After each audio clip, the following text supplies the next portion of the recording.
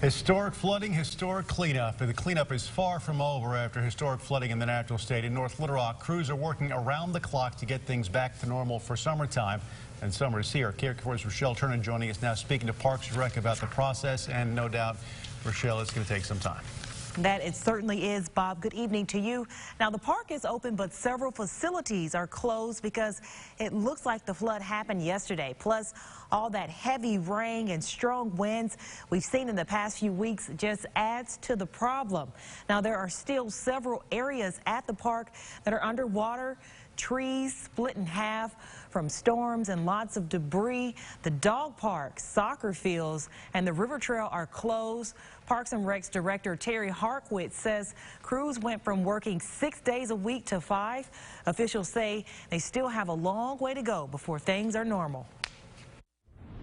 But every time we think we have it clean, more sand, more debris. We can't wait to get it all ready. I want to. I've talked to bikers, and we're trying.